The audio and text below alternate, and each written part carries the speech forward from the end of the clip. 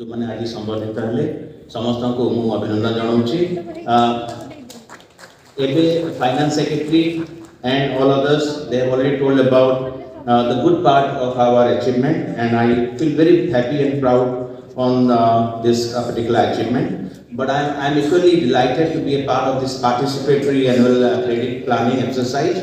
Thank you, Dr. Mishra, for making us a part. And I'm very happy that agriculture continues to be a focus area for our state, not only from the state government side, but also from the banking side. That makes me very happy. But then I would just like to tell you about some of our focus or priority areas in the department, so that you align with our priorities there. The initial presentations and of course the other speakers on from the dais, they spoke about the impact of climate change on the agriculture side. And Finance Secretary also hinted at the focus of the state government on the crop diversification. So I will tell you some very beautiful good practices that is happening in the field, so that as a banker you feel happy. And also I will tell you about the challenges that you need to be with us in this journey. In the last 50 years, I just made a back of the envelope exercise, and I found that since 1971 to 2021, there were only 3 years. 3 वर्ष केवल 50 वर्ष भितर एमती वर्ष that has not been having any kind of climate challenges or some kind of natural calamities. There have been years where in the same calendar year or the agricultural year, there have been droughts, there have been floods, and also a cyclone. So only 3 years. So imagine a situation where we are not, our economy is not beset by the natural calamities, and your support is there, the interventions of the agriculture department is there. What would have been the scenario there? So we are impacted by the climate change, and of course the agriculture sector also impacts the global warming.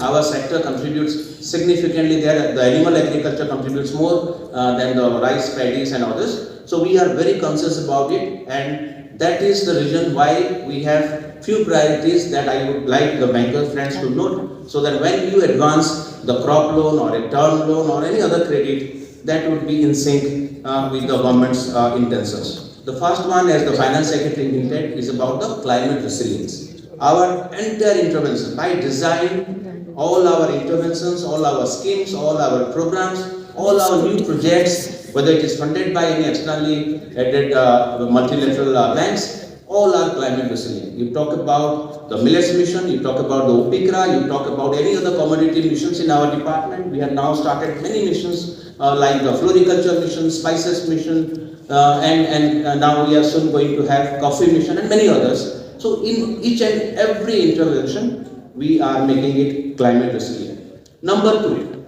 our priority is also on the nutrition. We are almost food self-sufficient. The food grains production of Odisha last year was 13.06 million tons. We are almost a food self-sufficient state, except for maybe in the edible oils or the pulses, which the case is the same in other states and also in the larger country scenario. But along with the food security, the nutrition security is one of our top priorities. That's how you find the agriculture production clusters with very high value agricultural stuff. We have the millets, we have the pulses, we have the rice fallow management and many others. So we want to make our agriculture nutrition sensitive. The third point that I would like to all of you to kindly appreciate is that Odisha is a state where 23% of our population, as per the last census, they are tribal people. 17% are scheduled caste people.